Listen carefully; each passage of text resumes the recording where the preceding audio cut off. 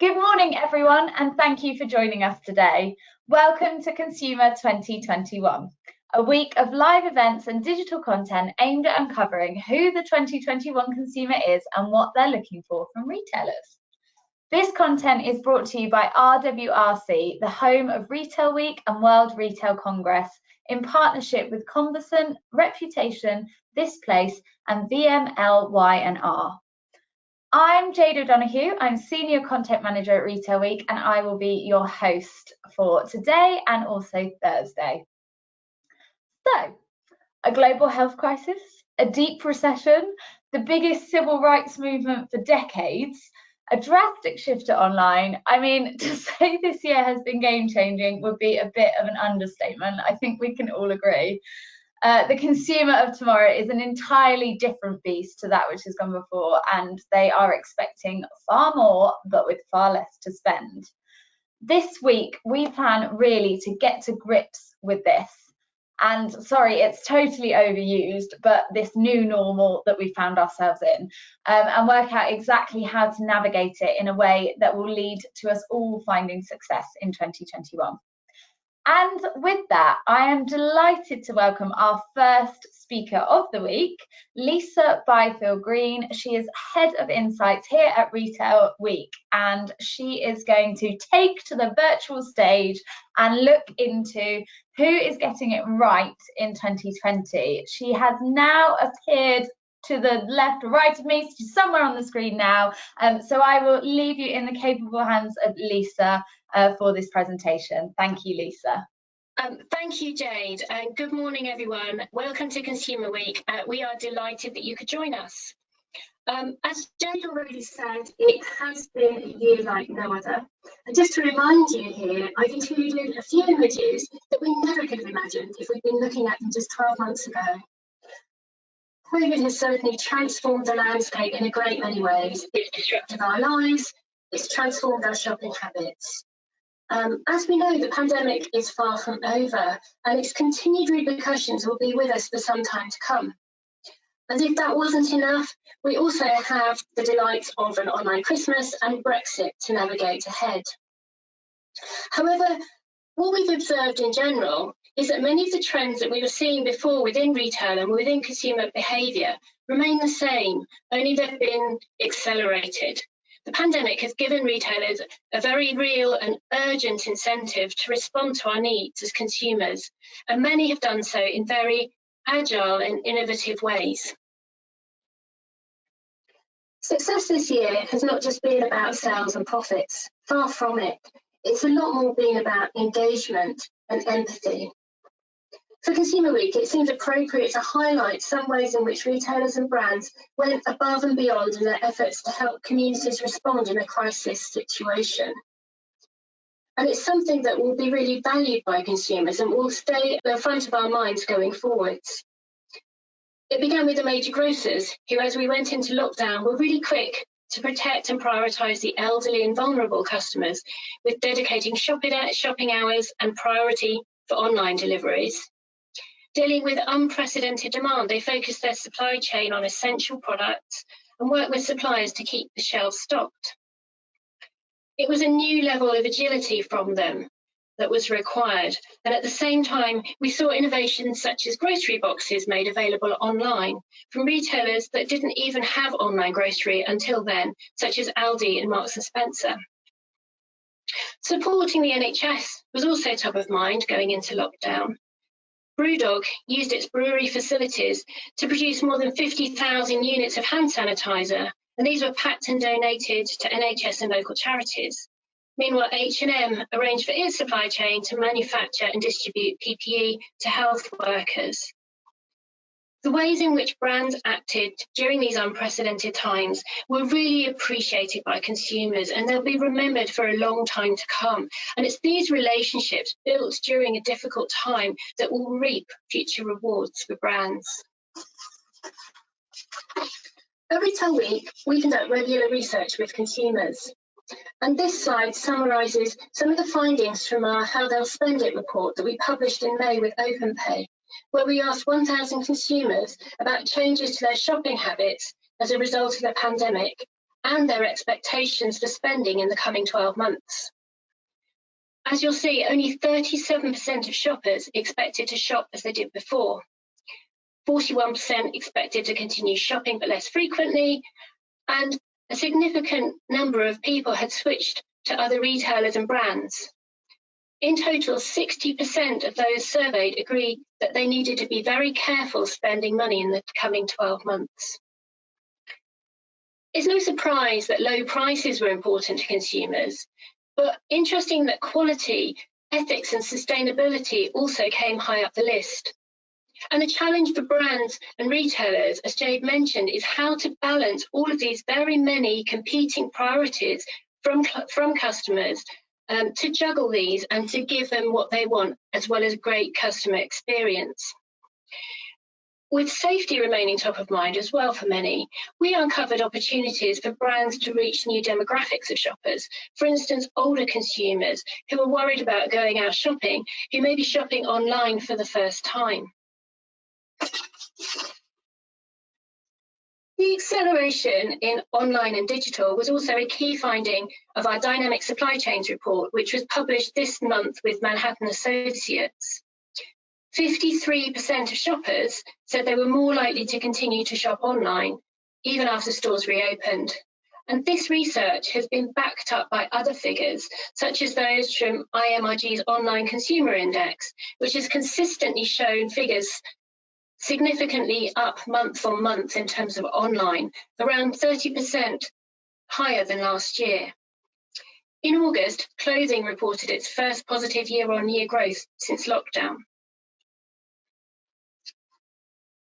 Together with SmartCube, our Retail Week Consumer Pulse figures have measured week-by-week website traffic trends by sector. And these are really interesting to compare because there are some huge differences to be seen between the ways that we shop for different items. You can see grocery on the left, and here we can see really clearly how online visits peaked during March as demand outstripped supply. But even since then, visits remain significantly higher than they were before the pandemic. And that indicates that consumers still want to shop heavily online within this category. Sainsbury's and Tesco in particular have sustained high levels of online traffic, according to our monitor. And during the height of the pandemic, Tesco responded to increased demand for online groceries by hiring 4,000 additional drivers and 12,000 additional pickers to begin picking from its stores at 2 a.m, which allowed it to accelerate from 600,000 deliveries to 1.5 million per week. Similarly, Sainsbury's online grew by 87% year-on-year in the first 3 months to the end of June, and orders almost doubled from around 370,000 to over 650,000 per week. These are two retailers that are really delivering for customers. And in terms of the rewards, nearly 50% of those shopping on Sainsbury's online during that period were new to the retailer. So a significant opportunity as well. On the right of your scene, you'll see the health and beauty trends. And demand for health and beauty has really been on an up and down journey, as you can see online. But it also, demand remains significantly higher than it was before COVID. Here, Superdrug is a great example of a retailer that responded in a crisis. And we had Superdrug on one of our virtual events with Retail Week, and they told us about the fact that they had converted one of their stores, city centre stores, into a dark store to serve the online channel, and also ramped up the introduction of cloud technology for e-commerce, something that was due to be implemented at the end of this year, that was implemented instead in April across the business to meet online demand. As a result of this innovation and agility, Superdrug was able to process 50% more orders per day. So again, delivering to the needs of its consumers. Partnership and innovation had already been key to winning in retail for a long time, but never more so than it is now. Many businesses have partnered with delivery intermediaries as a solution to solving the online dilemma. And this is a trend that's been ongoing for some time too. Retailers realizing that they can partner with smaller, more agile companies rather than trying to do everything themselves. It's very telling that Amazon acquired a minority stake in Deliveroo earlier this year. Deliveroo has worked with retailers during the crisis, including Co-op and Aldi to grow its delivery partnerships. Morrisons also extended its partnership with Amazon. And this week, Aldi announced that it was trialling Click and Collect at a store in the Midlands, which is potentially a huge move for a discounter if this rolls out on a wider basis. And yes, whilst it's true that margins are potentially a concern online, it also demonstrates the need for retailers to evolve and adapt and innovate when consumer demand is really high. Coming back to our consumer pulse charts, we're looking at two other categories here, home on the left and fashion on the right. With the majority of us spending more time working from home and closer to home generally, we can see the shift in behaviour across these categories. Home as a category remains at the forefront of consumers' minds. We're spending more time here than ever before. So visits to home retail sites really increased and they've stayed high throughout the period. Meanwhile, fashion has been much more challenging. It took a real dip during the start of the crisis, and it's taken longer to recover with fewer occasions to dress for. However, online sales within the category are now beginning to show encouraging signs of recovery, even if stores are taking slightly longer. As we move towards an online Christmas, it's hugely important for retailers and brands to be fully prepared to deliver to customers online. Having said that, if we're talking about retail winners post-COVID, Primark is definitely a retailer to mention here. Primark lost out on potential sales for 3 months by not having an online presence, but it does a great job engaging with customers through social media. And when stores reopened, the queues indicated that we really did miss this retailer whilst the stores were closed. I think that's testament to our appetite for its up-to-date fashion, competitive prices, and the treasure hunt mentality of shopping there. Primark expects its UK sales to be down by around 12% on a like-for-like basis this year, which is considerably better performance than that of its peers. It also noted an increase in basket sizes, as well as a shift away from its city centre flagships towards smaller stores and those in retail parks. Another retailer enjoying similar success has been TK Maxx, which last week overtook Topshop to become the UK's 6th largest retailer for fashion. It operated as limited online service during lockdown, but customers have flocked back since stores reopened, reinforcing the strength of its brand proposition. The weekly footfall data that Retail Week publishes from Springboard also shows that local high streets and retail parks have been recovering a lot more quickly than busy city centres. And it makes sense. There's a trend towards hyper-local retail and destinations that are closer to home, such as market towns and retail parks, where customers are most likely to be spending their time. They're closer to home and where people feel safe. Springboard's capture rate data for the initial weeks as businesses reopened showed that shoppers were driven to the high street for essential services such as post offices, hairdressers, food and beverage. But there's a huge opportunity for retailers to leverage stores in these more local locations and to draw passing customers in. Really key to success during these challenging times has been the ability of retail to adapt to the sudden and very rapid changes in consumer demand. And that's something that is going to continue for a long time during these uncertain times. Often this requires investment, and that means that retailers that are already successful are able to widen the gap between themselves and their competitors. But sometimes it also means just a shift in emphasis, diversifying or changing the focus of the business to things that customers care about. Early into the pandemic, Amazon made the decision to focus on everyday essentials, such as grocery and health and beauty items in its warehouses. It dedicated additional space at the expense of other items. Benefiting from the general online trend, together with its really reliable supply chain infrastructure, its ecosystem, and this shift in product focus, Amazon achieved a huge 40% jump in quarterly sales during its most recent second quarter. Halfords is another example of a retailer that's really pivoted its business successfully during the crisis. As motor service revenue decreased because we weren't using our cars, Halfords was able to take advantage of demand for cycling as we all raced to get outdoors. And in the 20 weeks to the 21st of August, it posted a 160% surge in online sales, and cycling revenue grew by almost 60%. So really successful pivot, which contributed a 5% rise in overall like-for-like sales. The messaging that you as retailers and brands send to customers during more difficult times is so important. They may even be more welcome and more likely to be read now, with our lives being less hectic. And they also give a really unique opportunity to deepen the relationship. So we just picked a couple of examples of retailers that had done a great job of this.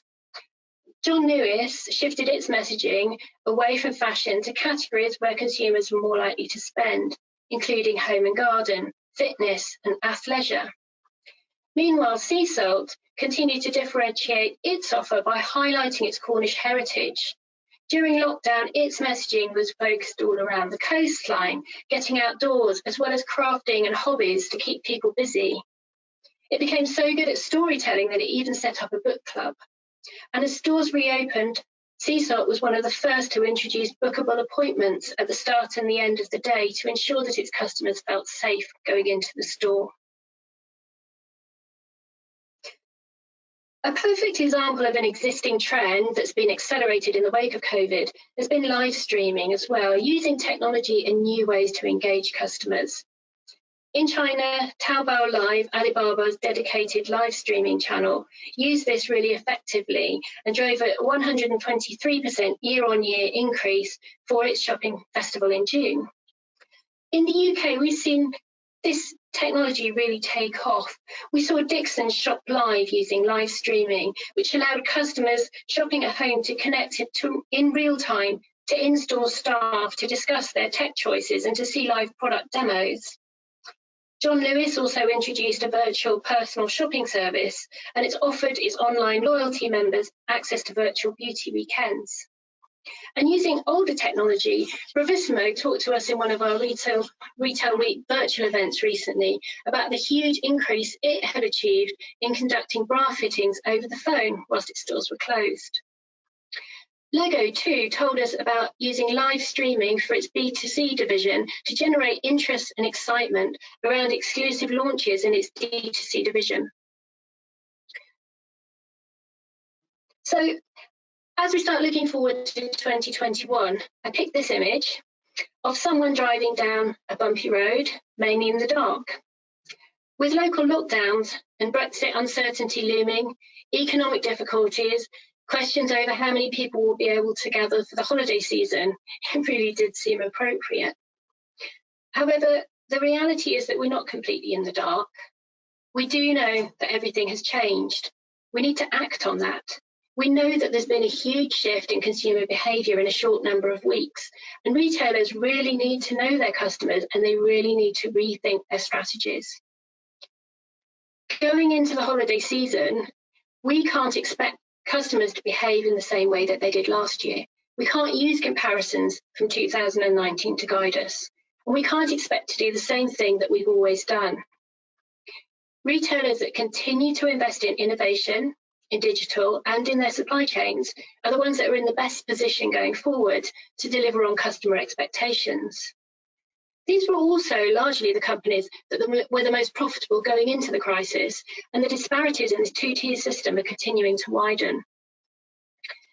There is emerging data about some of the key trends that retailers need to take note of: the surge in online, local and hyper-local retailing.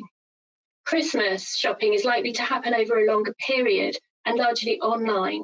Retailers need to be as flexible and as adaptable as possible. Also, it's important to ensure that you stay close to customers, to forge even closer connections and to meet them where they are, which is likely to be largely at or close to home. And this new environment presents new opportunities, for example, for D2C brands to develop customer relationships with their customers' favourites and well-loved brands, which over time could become competitors to retailers in many cases. So it's been such a huge year of change, and really there is likely to be more to come. So agility and flexibility were the two words that I really picked out to highlight going into 2021. Lastly, I just wanted to focus on the fact that we've all survived a huge amount of change and flexibility and pivoting priorities this year. And whilst this tone's set to continue, it's so important to stop and recognise some of the things that we've achieved. So in light of this, I just wanted to encourage you, if you haven't already, to please send in nominations for our Retail Week Awards, which this year have new categories recognising the frontline heroes that went above and beyond during these challenging times. We all need some encouragement to stay positive. Thank you for listening. I'm looking forward to some really great discussions on these topics and more as we present these in Consumer Week.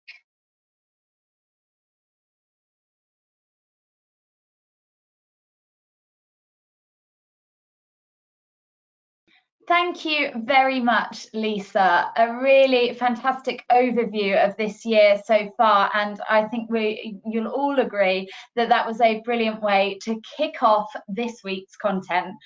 Next up, we are going to look at customer experience. In this talk, in partnership with VMLY&R, we are aiming to really delve into what the consumer of today is demanding and how to create a frictionless experience both on and offline.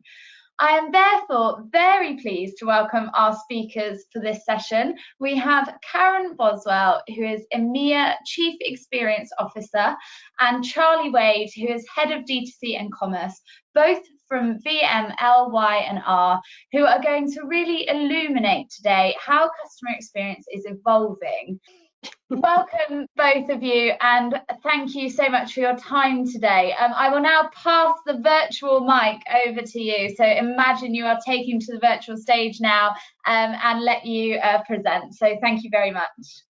Thanks, Jade, and good morning to everybody, and thank you for being here today. It's really exciting. So I'm Karen, and I do what I do because I'm obsessed with why people do what they do. I'm constantly trying to find the answer to one single question, and that's what makes us all tick. And hi, I'm Charlie Wade. Despite the accent, I'm based in New York, where I lead the New York Commerce team, as well as our D2C practice. I'm incredibly passionate about retail and commerce. Looking forward to getting into it with you today. So we want to open on a really positive note, because let's face it, nobody saw any of this coming. And yes, it's been tough. And yes, we probably have more uncertainties and more questions ahead. But as we step into this new phase and this new chapter, I think we've been really reminded about the power of the collective of people. And it's this people focus that we want to start off with today, because in the face of all odds, there is one thing that hasn't changed when it feels like everything else around us is perhaps changing. And that's this innate ability for humans to adapt and overcome. And this kind of thinking, this human solving, and this human doing is what we anchor our CX practice in at VMLY&R. We passionately believe that if we obsess over our customers, we will be pulled into the future. And this mindset, I think, is more relevant than ever before, because being human and thinking human, the heart set and the mindset that comes together means that we're at the forefront of demand. Because we're a needy bunch, right? We demand more, we want more, we desire more. At the moment, that's about transparency, it's about clarity, it's about efficiency, and it's about trust. People want to be listened to, they want to be heard, and they want to be served. And there's no one place where that's more true than in the retail space. And so when we think about what it means to be heard and what it means to be served, this starts to amount to this idea of trust. And we know that people want to place a lot of trust in brands, but when you get that wrong, they won't give you that trust again. And in fact, 71% of people in a recent survey said that if they perceived that a brand was putting their purchase need over and above people, they would never trust that brand again. We also know that trust is a key differentiating factor within CX. Additionally, we're serving a customer at the moment that's probably been financially impacted, most probably been emotionally impacted. So we're not only designing for touchless digital experiences, we need to understand the context of the emotion and the feeling and the need around every instance across the journey. And so this idea of transforming digitally also has to come with this idea of empathy, an empathy that will scale. And this is something that we're going to see set in the future.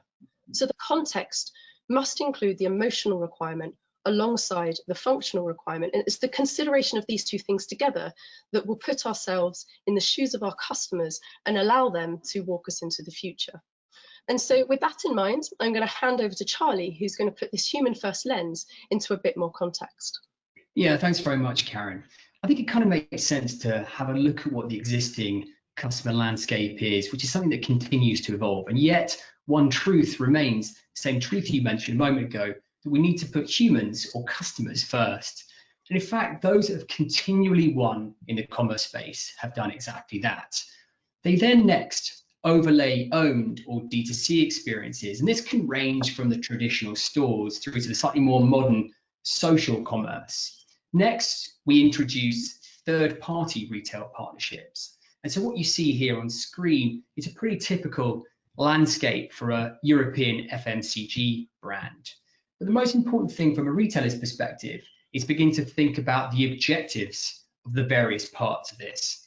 So we introduce what we call the commercial objectives, and there are, broadly speaking, 3 within commerce. 1, to generate sales, 2, to foster customer engagement, and 3, to deliver insights. If we look at third party, well, clearly the primary objective is to deliver mass sales at scale. Whereas conversely, looking at owned and D2C, we're looking to generate data, insights, and engagement through unique experiences. But alongside these commercial objectives, which now flip to the top, we have comms objectives too. So in the case of third-party retail, it's about ubiquity, it's about category presence. Whereas within owned and D2C, the objective is about generating advocacy through engagement. But why does this matter? Well, there's 4 reasons. Firstly, this is the customer's experience of brands today. So accordingly, we have to organize our business to reflect that. In an increasingly boundaryless smartphone world, we have to be where our customers want us to be. Third, recognizing the different objectives of the different parts help us to evaluate various aspects with differing but clearly defined metrics. The most important aspect, though, is it begins to help us look at this as a connected ecosystem and work towards a world whereby activity in any part of that ecosystem should look to enhance the overall customer experience. Now, many people have asked the question, has the last 6 months and coronavirus in particular changed that landscape or changed the way that we should look at the world? And I would argue not really. That's because coronavirus hasn't necessarily changed. It's more just accelerated things within retail. And with that, there are 4 major trends that we see developing at pace that were around before. And those are e-commerce, physical spaces, community, and customer promise. And each one of these 4 presents real opportunities for retailers and brands alike. So the first is that of e-commerce, which we all know we're seeing pretty steady growth year on year. And yet, interestingly, a McKinsey report recently said that e-commerce had achieved 10 years worth of growth in just 3 months in the US by April of 2020. And coronavirus has created a lot of that, of course, with stores pivoting to things like contactless payments or curbside pickup. In fact, buy online and pick up in store has become so important to retailers here. Walmart has 50% of its sales and Best Buy 40% of its sales through that channel alone. We're also seeing the development of other avenues like social commerce, which is truncating the distance between inspiration and conversion. Now, this was happening again before as all the channels were beginning to develop their offering, but it's definitely speeding up as a result. And finally, maybe most significantly, brands are really investing in D2C opportunities like never before. Now, D2C isn't necessarily e-commerce, it's in fact much more of a mindset, but it is telling that brands are seeing it as a way to deliver on all 3 of those: insights, engagement, and now sales. And so we see brands like Heinz, Pepsi, and Ocean Spray, amongst others, doubling down on D2C. The next area is physical spaces, and this is probably the most interesting. The store is changing like never before, really. All stores are going to need a role and a goal, but increasingly that's going to be multifaceted. In fact, as Gartner says, retailers with a single model for a store will fail. So what we're seeing is things like stores becoming warehouses, where we use owned logistics or even delivery apps like Uber Eats to unlock the shelf. In fact, one of the retailers here, Bed Bath & Beyond, is looking to convert up to a quarter of its locations into what they call dark stores. Moreover, stores have to be increasingly digital, with 72% of consumers using mobile devices in store. This is typified brilliantly by Nike's House of Innovation, which is almost customizable in the way you can use the physical and the digital as you traverse it. When stores do reopen, I think there'll be a return to this idea of seeing their media value and trying to assess them above and beyond sales. The next area is that of community. So as cost of acquisition continues to rise, what we'll see is brands seeking to deepen the relationship they have with customers, and they'll look to have and look to create recurring sticky revenue. Modern loyalty as a result will evolve massively, with membership schemes like Amazon Prime as an example, offering content for access. Other brands will look beyond this, with the example being Lululemon, which bought home workout company Mirror this year for $500 million. The reason being that they wanted to increase the frequency that they have contact with their customer above and beyond the 3 times a year that they buy yoga pants. And finally, we look at customer promise. Brands rooted in purpose are rising above industry and societal upheaval. Even back in 2018, Forbes was saying that 2/3 of consumers would spend more with a transparent company. And Gen Z is driving much of this change. So we're seeing brands like H&M and Nordstrom investing in the second-hand markets. Other names like Adidas are looking to use sustainable or indeed plastics from the ocean in their products. But Patagonia are probably leading the way with their upcycle scheme, Wornwear, which focuses at the end of a product's life and encourages you actually to buy less, which in many ways is the antithesis of retail. But with that, they're giving themselves a position within the market and taking a stand. It makes me wonder, in the future, might we see economic commitments like every little helps give way to sustainability commitments like radical transparency? The final thing that all 4 of these have in common is that in many cases, it's the customers who are demanding and driving the change. And so retailers themselves need to adapt their customer experience accordingly. And now Karen will help take us through how that's done. Fantastic, thank you. So we've re-ascertained the focus areas. Now what I'd like to spend a few minutes doing is looking at how we need to behave as we start to shift to this obsessing over customers mindset. So I'm going to share some principles from our CX practice, and I'll start with our philosophy. So we have a bit of a mantra when we talk about CX. We talk about CX as a human and holistic way to solve both brand and business growth challenges. Human, I think I probably landed in the first few minutes. It's really about that human-centered design thinking, being human for humans, solving with that kind of empathy-focused lens. But the holistic view is really finding our largest addressable audiences in new ways. So rather than media, which sort of filters down to precision marketing, looking at how we use behavioral understanding and behavioral insight to unlock cultures and audiences that we can address in holistic ways.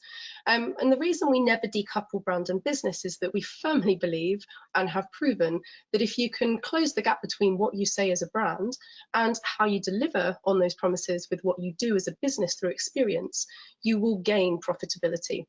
You'll also build your brand strength and stature, and the closer to zero that gap gets, the greater your brand strength and the greater your profitability.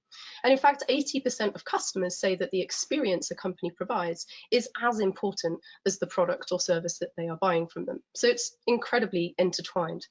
The good news is there's a focus point, and we tend to start with one really simple question, and that's, what are you empowering your customers to do that they couldn't do before?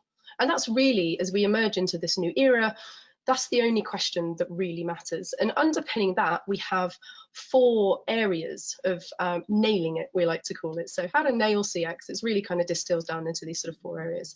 The first is about context. So I touched on balancing function and emotion, but really from a brand point of view and from a business point of view, you need a consistent set of attributes and behaviors that address the functional, the emotional triggers at any given touch point at any stage across the entire customer journey. Easy to say, it's a little bit trickier to do. Controllable is the second area that we like to play in, and this can be a little bit unnerving. As essentially what we're doing is we're relinquishing some of our control and giving it over to our customers, allowing them to buy our inventory on their terms, whenever, wherever. Customized probably sounds exactly as you would expect, and that's because it is. It's about personalization, it's about understanding, but more than that, it's about earning trust. So being able to connect data points across those touch points to build the picture of empathy and function and need, but also to earn the right to move from using third-party data into first-party data. And that's really where we become deeply intertwined with who our customer is and what they're going to need from us today and hopefully in the future. So we get to this point of knowing what they want before they even know they actually want it. And as we enter a cookieless world, which is coming in 2022, the pressure to take that journey is certainly on. And then finally, collaborative.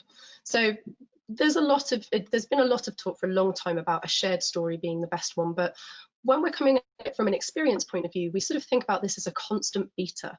So really before, during and after every purchase, allowing your customers to be part of that journey until you get to a point where they're actually telling you what your MPD cycle is. And that's kind of the holy grail.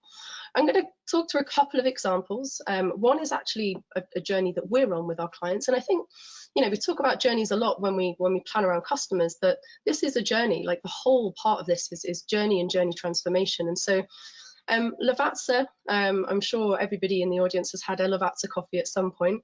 I'll be honest, my experience of Lavazza before I worked with the clients was that kind of dodgy coffee you have in an airport. They have converted me. It's actually a beautifully premium coffee brand. It's family owned and family run, and they have so much passion for putting the expert detail into every single step. In fact, they have this kind of seed to sip philosophy. But the challenge of perception outside of Italy, if you're not drinking a luxurious espresso shot, is not the same. It's more to that kind of airport sort of stance that I mentioned.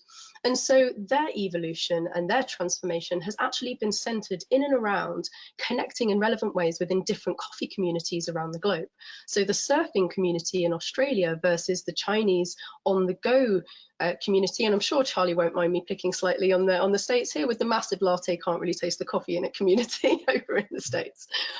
It's not for everybody, but what they've been able to do through this kind of approach is by understanding their different communities, they've been able to start connecting their business architecture, their data architecture, and their tech stack to create connected experiences that not only open up their inventory, but allow it to be tailored and personalized to be wherever that customer wants it.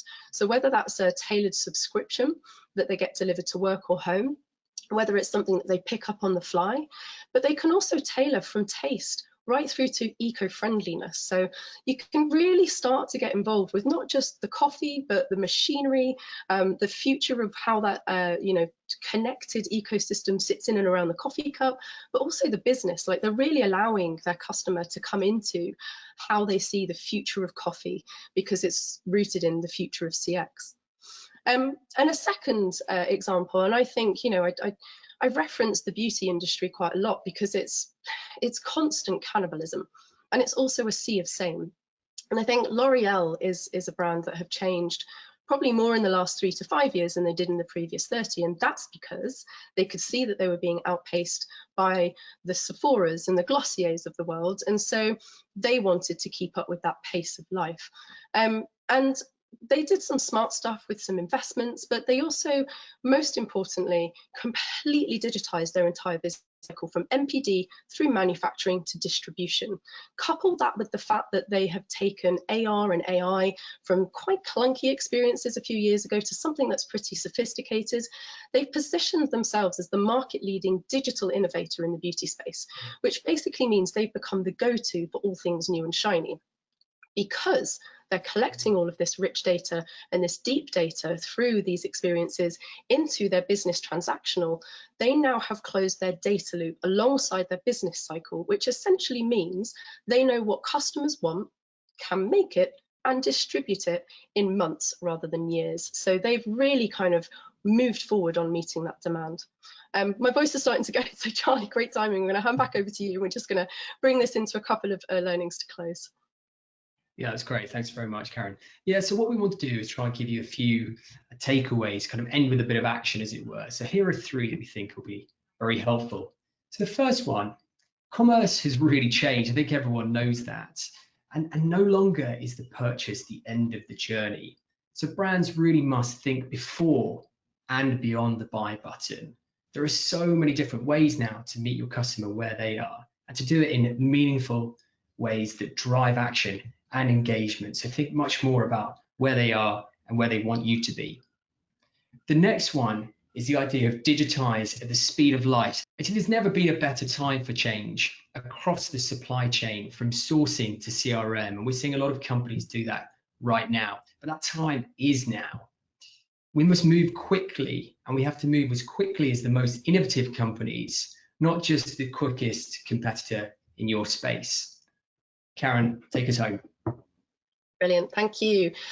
So I'm going to actually quote one of our clients. It's quite an inspiration. We do a lot of work with Danone, and Emmanuel Faber, who's the CEO, talks about the fact that we believe that each time we eat and drink, we can vote for the world we want. And I love this. I love this thought that we can empower our customers to vote for the world that they want with every single purchase decision that they make. And so that kind of builds up into this idea of standing for good and standing for the test of time. We know that customers want to believe in brands. 88% of customers in a recent survey said they would put more trust in a brand to lead them into the future than their own government. So what does that say about the power that we have at our fingertips?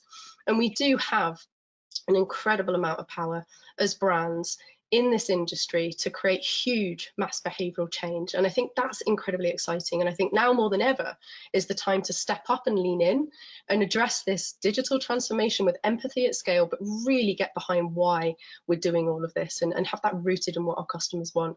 And I'll close with a little mantra that anyone that has ever heard me speak has maybe heard before, but I love this. I think it sums it all up, and that's that good businesses will do good business. Thank you so much. It's been a total pleasure. Thank you.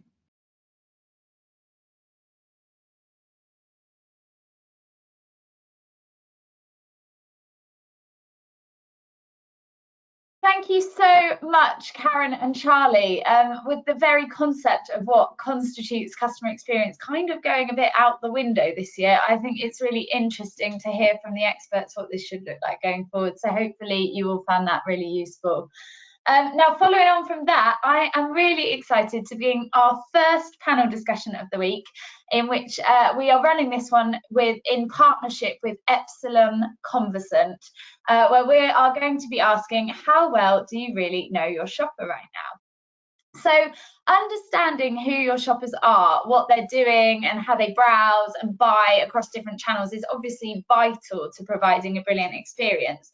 But as we are all very acutely aware at the moment, shopper habits are changing very quickly and will continue to do so as the UK deals with what is being called the worst recession in a century. We will actually be delving more into what that actually means on Thursday. But for now, we are going to really look at where shopper demand is coming from, how you keep a recessionary customer loyal, and crucially, how you increase that customer lifetime value right now when things are a little bit strange. These are all themes that we're going to cover here today, and as such I am really pleased to introduce our brilliant panelists who should be appearing on your screen right about now. I think that it's almost like they're coming to the virtual stage. So I'm pleased to introduce Jane Shepherdson, who is chairperson of My Wardrobe HQ. We've got Paul Kendrick, who is chief exec of, I think we've got Ben actually that's just arrived. We've got Ben Folkes, who is senior business development director at Epsilon Conversant. We have Michael, who has just appeared on screen as well, who is Michael Thompson. He is chief exec of Pour Moi. And we should have Paul Kendrick, who is Chief Exec of Studio Retail Group, appearing. Hello, everybody. It's really great to have you here today. There we go. We've got Paul. Welcome, everyone, and thank you for your time here today. Now, let's crack straight on, I think. So Retail Week conducted a survey recently of 1,000 consumers and found a muted confidence across 6 measures when we asked them how they feel about 2021 versus this year. I'm going to reel off a few of the top line stats before we go into our first question, because I think this is quite interesting and it gives a bit of context. So 40% feel less confident about their personal finances. 69% feel less confident about the economy. 54% feel less confident about the political situation. I'm sorry, it sounds so bleak. And 40% expect to be able to save less. 43% feel they won't be able to make as many major purchases. I'm reeling that off. Those are some quite stark figures, aren't they? But I'd like to get a steer from all of you here today on what 2020 has been like for your businesses, and what shopper habits you've seen in the last 6 months that were maybe a little bit unexpected. So Michael, with all that information, can I come to you first? It was a fun start. I look at the 2020 as being almost, the last 6 months have been like 6 years in 6 months. It's been a roller coaster of what customers want, what we should do about it. We started the season, 60% of our sales were swimwear, and as you can imagine, that dropped off a cliff. I think we probably got an inkling of where it was going a little before everyone else. Because in February we started to see that sales were not going too well. Then March, I think everyone felt the effects, and people just were scared to do anything, to purchase anything. And then April was this mad sort of change for us, where our lingerie and our sportswear and our loungewear and nightwear just went through the roof. And I guess it was because of lockdown and customers buying differently. And being at home, basically, it promoted all the things that loungewear, obviously, everyone was looking for. It's been widely reported about sports as well. And I think it's just a sign of the market that I'm in, is that 40% market share of Marks and Spencer for bras. And if you can't go to their shops, then you start to look online and you start to Google and you start to find, where can you get bras from, not necessarily keeping loyal to the brand that you've always been loyal to. I think it's changed loyalty quite a bit. And then going through the 6 months, then we went to basically heat wave, and suddenly our swimwear was up on the year, which was slightly mad as well. So for that very short time, it did drop off again after. We tried to look after our customers. We extended delivery returns to 90 days. We had to work with the warehouse to try and keep it open. So therefore, we changed to 10-day delivery for customers, and everyone seemed fine with that. Our customers were, the new customers to our website just became huge. So 70% of our traffic to our website was all brand new, which was incredible. And conversions were hugely up. And then the other thing we've seen is returns have been hugely down as well. So we got half our return rate halved compared to the year. So 2020 has been a very, very strange year so far. I think it's taught us that we've got to be, we've had to be as flexible as possible, change our strategies weekly, keep an eye on the competition for market prices, and just trying to understand the customer completely on what they're looking for right now. It really changes.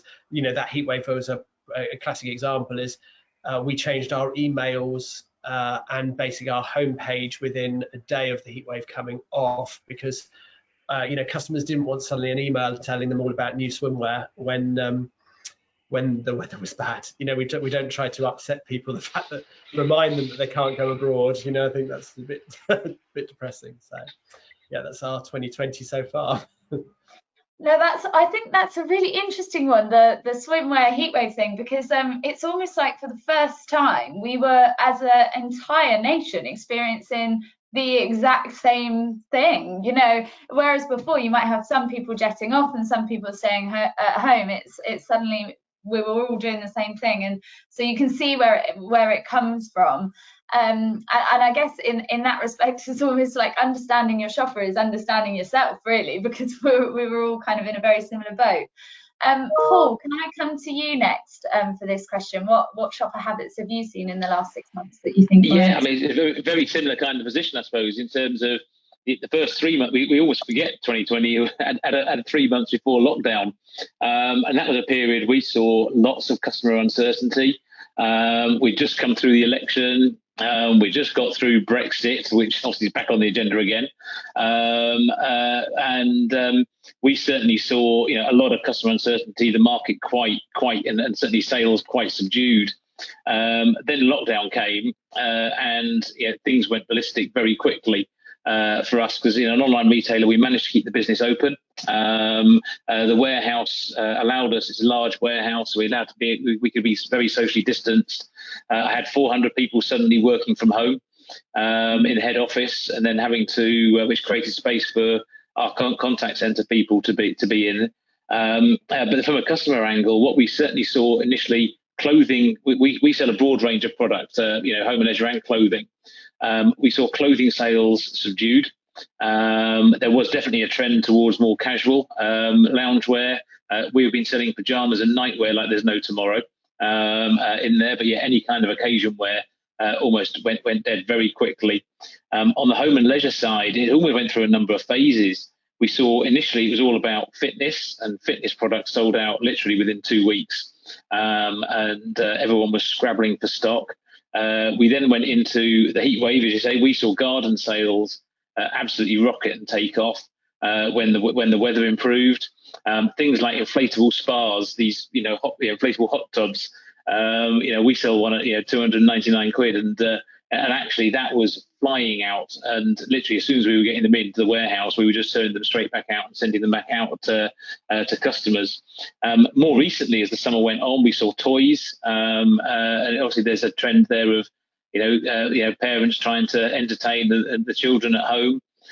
Were very strong. More recently, it's been much more home product that's doing well. Electricals has been pretty strong all the way through, but home product really recently coming in. Things where you can see, trends of people buying curtains, lighting. They're obviously doing their homes up, and that piece coming in.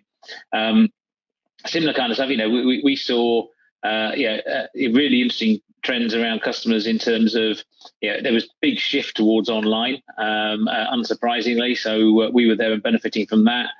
We've seen again returns rates have been encouraging. Through the whole piece. We were saying we did the same thing, a 90-day returns process, and we were expecting a big swathe to come back, and that hasn't necessarily materialised. The customers seem to have just been happy to get stuff and hold on to it. They've certainly been a lot more accepting of delivery and service, where it hasn't been.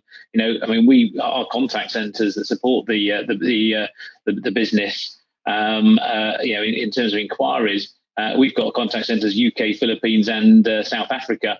And you think you've got the perfect resilience in place until all three disappear in a pandemic. But customers are actually very accepting of the service throughout that as well. That will come back. Those demands on service will no doubt come back as the world changes. That's there. Because as a business, we also have financial services. We offer a credit facility to a lot of our customers. We've actually seen some, that's another part where we've seen some customer bases. We've had to have 25,000 customers where we've offered a payment holiday because they've been impacted by COVID directly. We're now seeing increasing numbers of people that are, finding themselves furlough coming to an end and losing their jobs.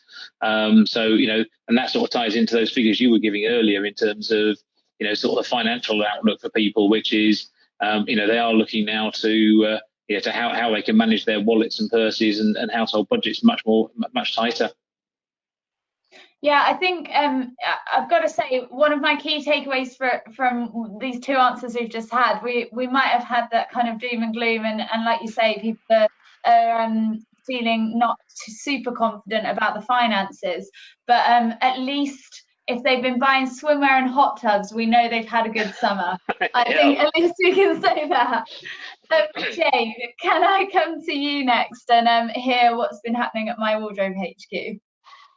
You certainly can, yeah. It's quite a different story, unfortunately. It's the timing of the lockdown for us was terrible, really. In January, the whole kind of UK rental sector, if you like, was really kind of gaining ground. It was becoming something that people were seeing as perhaps not mainstream, but something that they were quite happy to try out. We had a huge amount of PR. Every journalist was talking about rental. It seemed like, you know, now was the moment that we were going to kind of break through. And then the lockdown happened. And of course, what we're reliant on is events, because it's a nascent business, obviously, rental. And at the moment, or the first thing that you start to rent is occasion wear. So for weddings and for, you know, red carpet events. So there being none of those events hit us quite dramatically. We'd also come out of a very, very strong ski wear season, because people had suddenly realized that actually renting to go on a skiing holiday makes perfect sense, because, you know, it's an expensive item and you're probably only going to wear it once. Having said that, so rentals obviously fell off a cliff completely, but we started to find ourselves selling, because we sell secondhand product as well. We started to find ourselves selling what I would call iconic or sort of blue chip items, like Chanel handbags, Louis Vuitton handbags, Dior handbags, Chanel jewelry, that sort of thing. So we started to sell those sort of key pieces, I guess, where people were thinking, you know what, this is an investment piece. It's not going to it's out of fashion. It's something I'll keep forever. I've always wanted it. I'm saving a bit of money here on other things, perhaps. So now I'll buy it. So that was sort of unexpected for us, I guess. And then as the lockdown moved on and people sort of started to do Zoom calls, we were getting people renting jewelry and sort of blouses with details on them, you know, so that sort of thing. And it has picked up, you know, as we come through August. There are small weddings, so we're seeing people starting to rent again for that. And there still seems to be a real feeling that rental is absolutely the right thing to do. And I do think that people, a lot of people, not everybody, I accept, but I think a lot of people have sort of felt, you know what, I should be doing something that's more sustainable or more responsible, if you like, than perhaps I was before. And also, you know, perhaps now, you know, they have an essential sort of everyday wardrobe that is fine for working from home, and that perhaps they're going to just rent for special occasions. So it's kind of changing, but we're very glad to see that the sort of positivity around rental still seems to be there.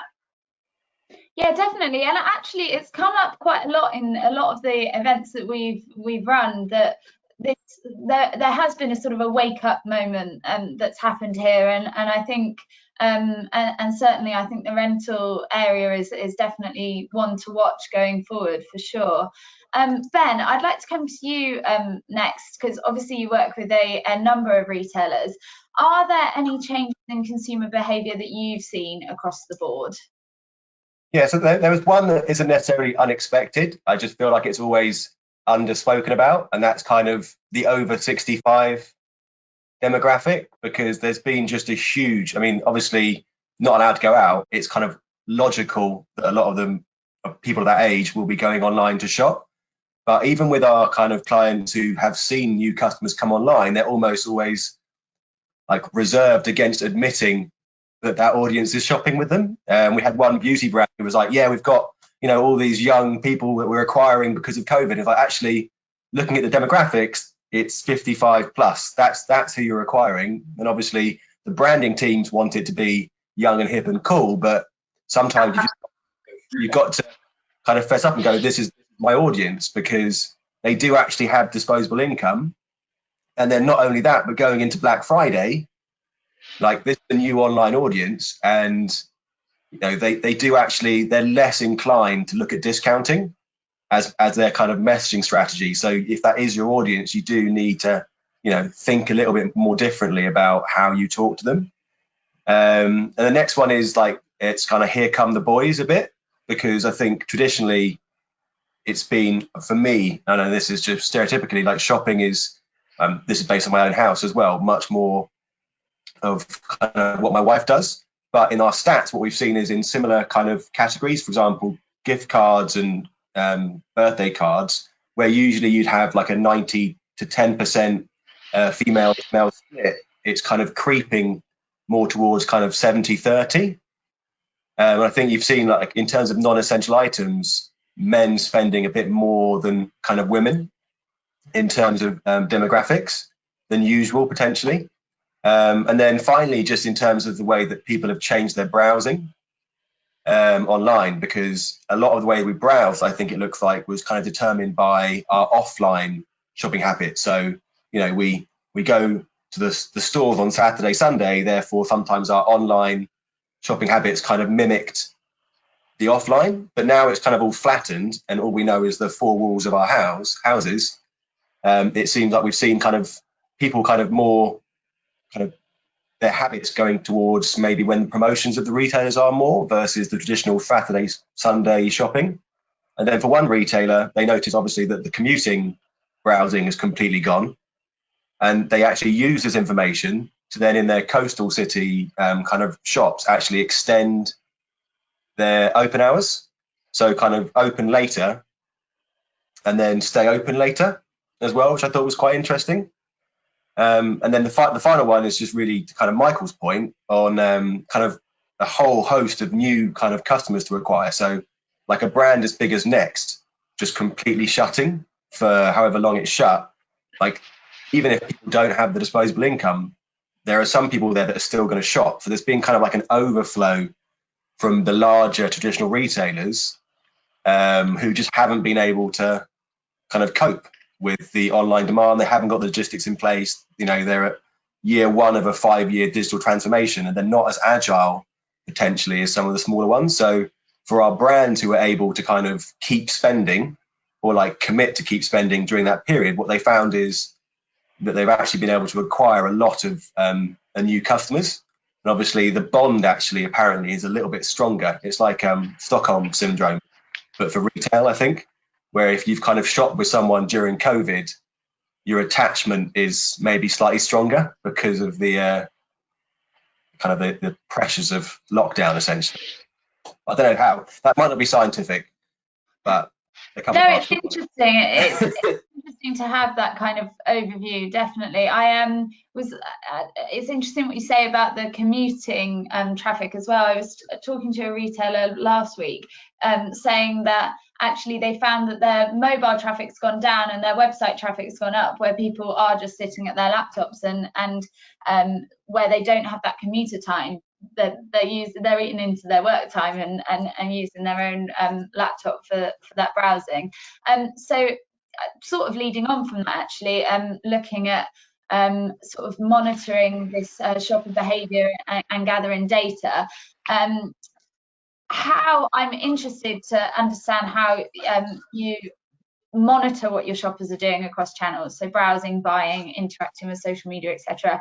Our survey actually revealed that nearly 68% of consumers are happy to provide customer data to retailers, so things like name, age, contact details, in order to get that tailored shopping experience. So I'm interested to know, what data do you collect? And how do you ensure that what you are collecting is useful? And Paul, I'm wondering if I can come to you for this one. Obviously, you operate online, and I'm interested as to how you guys work that. Yeah, no problem. So, yeah, I mean, we're actually, I think I always keep saying, we are an incredibly data-rich business. I'm coming from an old catalogue heritage. CRM and data usage was actually is in the DNA of the business. It always has been. So we've always had things like customer information, customer personal data for marketing purposes. We know exactly what marketing activity we've sent to people, and also in the digital world, know what marketing activity people are interacting with. We know customer transactional data going back for years. And the other benefit we have is we also know things like financial service data because of the credit facility that's in place as well. So incredibly data rich. You're absolutely right, though. One of the big challenges is how do you start to assimilate that data and use it intelligently. It's a big part of what we're now having to develop going forward, is really stepping up our enterprise data capabilities, both in terms of systems to be able to bring that together, but more importantly, people. And it's about people that can they're not necessarily your typical data geeks of the past. They're very much now bright commercial people that can work out how they can look at data and work out how they can put different data sets together to drive a better customer experience and better customer decisioning through the business. Alongside it, we've got clearly we've got all the social interactions that we manage, both from a service and a marketing angle piece. We do in-depth customer research, as you'd expect. But what we've found really useful the last 6 months, we have an ongoing online customer panel, and we survey and question and run sessions with them on a weekly basis. And actually using that to get a regular heartbeat of what customers are feeling has been really beneficial. And you saw really at the beginning of lockdown, huge nervousness, but people wanting to actually, if they were furloughed, and because the way the furlough worked, a lot of people still had a reasonable level of income available and disposable income because they weren't spending it on holidays and clothes and going out. So they did have money to be able to spend. We're hearing now, a lot of people are talking about Christmas. They've not had a big family Easter. They've not had the family holiday. Christmas is turning out, they're all talking about it's going to be a big event. We're seeing early sales of things like our seasonal products, gifting, Christmas decorations, believe it or not, are actually 3 times the sales that we did this time last year. So Christmas, it definitely is coming through as a real key theme now for customers. Wow, I feel like we're living so day to day. I can't even fathom thinking about Christmas just yet. But there you go. Maybe I should be. It's only 99 days away. It really? Oh my gosh. Well, Michael, I'm interested to come to you next for this one, because I'm aware that you sell through other retailers too. I know Next and ASOS to name a few on your list. And indeed, this is something that we are seeing really increasing in popularity across the retail sector. So I'm keen to understand how you learn more about your customers and how you kind of make sure that you're serving them best when it's all happening on another site. Yeah, I think that on our site, we look at success, so conversions, retention, returns as well, because that always highlights for success, traffic and the costs and CPCs and stuff like that we look at. We don't collect, we sort of group our data into types of customer rather than age profiles or demographics. So if they're buying into a certain types of ranges from us, that's really important to us, and then we try and converse with them on those types of ranges, rather than we've never really been age specific in our business at all. In terms of selling through other retailers, it is challenging. We sort of look at it that we have segmented our data hugely, and we know we know our return rates and we know everything, and then we look at the retailers to see what we get their sales every week, and we look at how they're doing compared to us on categories. And that's as much information as we get. We sort of know their customer profile, and we can sort of layer that into us, and then it's sort of guesstimates, if I'm really honest, where you have to look at their look at the ratio of what the sizes they're selling in products, and then we do have some retailers who sell products that are very different to ours, and that always strikes a question in our businesses: why are we able to sell it, or how are we not managing to talk to those customers? Or is it right that product is even in our brand because actually it's not speaking to our customers on our website? So we're sort of trying to fine tune it a little bit to try and understand that. But we have very good the big boys we have very good relationships with. So actually they do share a lot of data, but obviously not specific customer data. So it's about sort of looking at it and feeling what their customers are really. We do a lot of feeling. I know that's not the everyone wants to go tech, but actually we try and humanize our customers quite a lot. So where we section off our data, we put customer profiles. We have our various Instagram accounts or Facebook accounts that we highlight into customer profiles, and it sort of makes data a lot more to the buying team and the marketing team. It makes it a lot more human rather than just going, oh, okay, we should go for bodies and this should be this demographic. It's just we try and make it just that little bit more. I'm old school. I come from M&S, so you know I look and feel and like to see. So. No, I think there is a lot to be said for that, certainly, and actually I'd like to weave in an audience question now, because it's kind of leading on from that theme, coming to you, Jane, about the virtual stylist service that you offer on your site, because that is that sort of human kind of interaction. It's kind of the epitome of online personalization, really, where in store you might have somebody who can talk you through things. So I am just interested to know a bit more about how that actually works, and do you find that your conversion rates increase with this? This is what the audience question, what they're asking. So if you're able to pitch in there, that would be great. Of course. Do our conversion rates increase with it? 100%. I mean, it's incredibly effective. We're kind of, because rental's a new business, what we're trying to do is build trust and get really, really close to our customers. So we look at an awful lot of behavioral data from them, but we still do rely on actually talking to them as much as we possibly can. And we can still do this because we're obviously still relatively small. So our virtual stylist is, they basically contact us usually through social media or through the website. And we will have a one-to-one web call with them. They either want to list items, in which case we will talk to them about the items that they want to list, the appropriateness of them, how they can then monetize that, and what that will look like to them. We will then approve the garments, collect them, assess them, and then provide a pricing sheet to them. So that's quite straightforward. But we also offer a styling service for people who want to rent from us or to buy from us. And again, it's a one-to-one call. Our stylist will talk to them, find out what occasion they're looking for, or what type of product they're looking for, what their aesthetic is like, but by sort of asking sort of general questions, what other brands they like. She'll then get a rail of clothes together. She'll then call the person back again, go through the rail, show them how to wear it, how to accessorize it, and then they can either rent or buy the product from us. So it's really, I mean, it really is going back to almost, you know, that completely personal service to them. But at the moment, you know, in a way, we have to do that because we have to sort of get people on board with rental. But I have to say that actually, in all of the video calls we've done, I think there's only been one where the customer hasn't gone on and transacted with us. So it's incredibly, incredibly effective. It really is.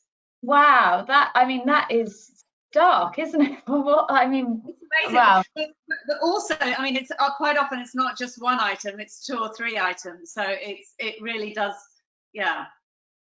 Wow, no, that is really interesting to know, and you know, we do focus a lot on, and we're talking a lot on that sort of quantitative data, but that's, I mean, being able to have a conversation directly with your customer is kind of invaluable, really.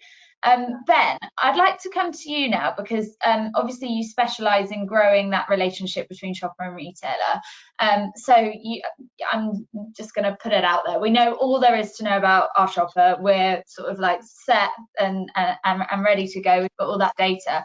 How do you start that dialogue in a natural way? I mean, obviously, Jane's speaking about the virtual stylist. They are coming to you and kind of wanting to talk to you, but how do you as a retailer start that dialogue? I mean, just to give some context for this one, we've all experienced that kind of idea of being bombarded with email marketing. It's our survey that I mentioned before said that 44% of people are happy to receive marketing once a week, but not daily. So what would you say are the keys to kind of getting this communication right, especially during the sensitive times we're in now, and when people might not have that level of disposable income?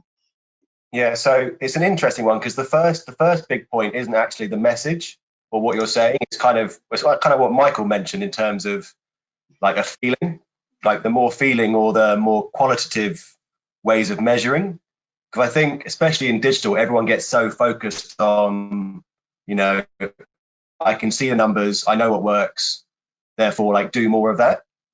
But to kind of create a natural dialogue, it comes from finance, it comes from the board in terms of kind of what's the measurement framework, what measurement framework are you your marketing teams to be able to kind of make those more qualitative or softer kind of calls in terms of your communication. Because we know that everyone likes discounts, that's obvious. So if you show someone an ad with a discount on, you're going to get a click, right? But then if that then is how you measure success and how you divvy out your budget to your different teams, you're going to have all your different teams fighting for that click, showing nothing but discounting, and it creates a very kind of unnatural kind of message to the user. Like that, at me as a customer, I know when a brand is kind of measuring their success that way. And then going back to kind of the, you know, how do you kind of make it more natural, be more sensitive around pricing?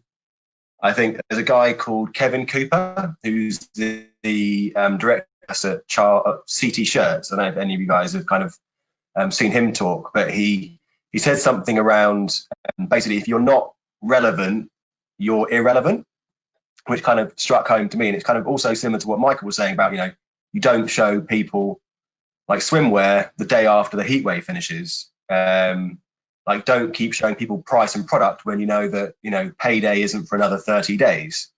For one of our fast fashion brands, the biggest day they had in the US was the day after the stimulus package, right? So being relevant for them is going, we know everyone's got cash, now we talk about product, but then in between the next payday, what are the things that kind of keep us connected and keep us relevant with those people? Because it's not things that drive the sale then and there, it's the kind of more qualitative, softer communications. So, you know, sustainability matters to people, you know, being ethical matters to people. You'll see a lot of brands now moving towards kind of B Corp status because they really want to put their kind of money where their mouths are in terms of proving they're sustainable, because it means that they're going to be more relevant to more people when they're talking. Going back to Charles Thrill or CT Shirts, for me, like, it was just about them being sensitive with me, knowing that, like, I work from home, I don't need shirts. So all the communication for about a month was just the owner or CEO just telling me, this is a bit shit, isn't it? Like, you don't need a shirt. This is a bit like, what are we doing? And that was enough to kind of keep me front of mind. I'm going back into the office in November, December. CT Shirts are going to be where I go first. It might be that I click in on a discount email, but it's all that groundwork they've done beforehand to keep me kind of vested in their brand that actually made them their money, I think. Yeah, I can see what you're saying there, and I think it's absolutely spot on, really. I'd like to stick with you, Ben, because we've got a audience question that I think would be nice to go over now. Our survey found, and it links into something that our survey found again, that the greatest number of people have £100 or left to spend after spending on non-essentials each month at the moment. So it's not a huge amount going into the festive fund. Obviously, we've kind of spoken about Christmas. I mean, I've got absolutely no idea what it's going to look like for me personally or the wider sector. I think there's all to play for at the moment. But Ben, I wondered if you can kind of sort of enlighten us on what you think that this might tell us about the challenges around Christmas, and if you've got any predictions for it. Well, yeah, so I think in all the surveys you ever see, everyone says they're not going to do Black Friday this year. I think that's definitely true. And then every year it's bigger than it was before. It's been bigger every year since 2013. I think it's 20% up last year. And not only that, but retailers, like, there were twice as many retailers, I think, who started messaging a week earlier. So it's stretching out and it's getting bigger. And it's going to be an absolute mess, I think, in terms of logistics. So, like, it's going to be super challenging for most retailers to work out, like, when they can do delivery and how to actually fulfill a lot of the orders that are going to come in. So I think that's a big challenge. But kind of one of the things that we've seen in our data on the last few Black Fridays is that most brands' kind of best customers are coming very early. So your new customers actually, jump on at the end of kind of Black Friday and kind of, you know, looking for deals and just going all over the place. But your really kind of good customers tend to come quite early. And we've seen kind of it with kind of the toilet paper gate in supermarkets, where people are getting more used to kind of buying in bulk. I don't know if any of the retailers here have seen kind of their AOVs increase as people are more inclined to buy kind of larger items. You've seen it in, you know, there's a rise in subscription services for beauty and things like that. So our advice really is to get that share of wallet is you've got to message a lot earlier, maybe about kind of delivery, be transparent about how, you know, much of a mess it might be in terms of delivery to your best customers, get them to come early, and then try and kind of ring fence halo products around what they're buying to maximize your share of wallet from your best customers, and then make sure that you've got kind of enough item stock for acquiring new customers as that Black Friday period goes on. And then the big thing is once it's finished, definitely don't just cut discounts. Everyone's used to it now, so it's almost brand damaging not to have discounts. One of our retailers paused the discounts straight after Black Friday last year, and sales just fell off an absolute cliff. So you can't actually completely go cold turkey after Black Friday either. But going into Christmas, obviously Paul's mentioned people are looking at it now. I think lots of people are really looking forward to Christmas this year because you've been away from family and, you know, getting together, fingers crossed that, you know, we don't have kind of bubble-based Christmases. So like maybe, well, what we're looking at is, you know, do we pivot messaging towards gifting a lot more? There's less money, but people are, you know, there is definitely that movement towards wanting to be with family. So thinking about gifting and, you know, what you can get other people at Christmas, I think is a really good way to kind of ramp out of kind of Black Friday as well. No, that's great. That's an interesting look into the near future. Unfortunately, we are running out of time, but I'm going to just come to our retailers for one last question, and I'm hoping that you can give me a one-sentence answer for this. We've obviously done a lot of looking back. I'd like to know what you're doing right now and in the coming months to increase that customer lifetime value while budgets are getting tighter and the economy shrinks. And hopefully you can give me the most succinct of answers you've ever given before. Paul, can I come to you first? One sentence might be quick. I think first of all, I think Christmas. I agree. Christmas is going to be big, but it's going to be different in terms of what people buy. Occasion wear and things like that's not going to be. People are going to pivot much more, I think, towards giving. Gifting is going to be a big thing this Christmas, and family celebrations and that side of it. I think absolutely point on, which is looking at your customer base and when you get the benefits. I would say the same that our better customers are earlier. But actually customer acquisition comes later, and you can then look at how you then put dedicated personalized programs in for those people to recapture them and build that loyalty into next year. That's probably where the priority lies for us. Brilliant, lovely and succinct. Thank you, Paul. And Jane, can I come to you next? Yeah, certainly. Well, we've just launched Kidswear, which so that literally will give us a lifetime value. We're hoping from our customers. It's been something that people have been asking us for a long time. We think it's really important. We're also launching in Harvey Nichols on Sunday as a small pop-up, just again to give people a physical offer of the brand. And we're looking at things like alternative payment solutions and what have you. So yeah, there's actually quite a lot going on. Oh, that's exciting times, especially as I've got a 19-month-old. I'd love to deck out in some fancy gear. Michael and Frank, can I come to you? Cool. We are increasing our product offer. So we're launching. We launched clothing this year, but we've got new clothing for autumn. We are bringing down price points of some of our lingerie to be more competitive. We haven't held off investing, and actually we're investing twice as much as we were last year on digital PR, SEO, and pay for clicks, etc. And then we're focusing on actually something Jane has just alluded to, virtual fitting service. So we're launching in October, basically a virtual fit on our lingerie and helping everyone out to try and work out what they should be doing. So really, I think that will help with our lifetime value hugely. Yeah, really pleased about that. And we're looking forward to Christmas. I think Our view is that people will indulge, but indulge on little things that make them happy. Nice. I'm really pleased that we're ending this on a positive note. It's really nice in all the doom and gloom at the moment to end that on a real high. Sadly, we are way out of time. I think we've run over a little bit. I'm very sorry, but I hope everybody has enjoyed the conversation, and hopefully there's some good ideas gleaned here that our audience can take back to their own businesses. So thank you, Jane, Michael, Paul and Ben for joining us today, and a big thank you as well to our partner on this event, Epsilon Conversant. Thanks as well to you, our audience, for tuning in today for the content.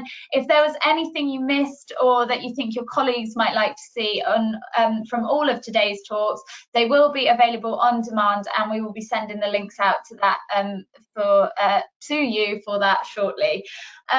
Don't forget, we do have another morning of events coming up on Thursday, where we will be focusing on how to ride out this recession that we found ourselves in. I'm really looking forward to 2021 and what consumer behaviour might look like there. So yeah, thank you. Thank you everybody for joining, and we will see you on Thursday. Bye bye.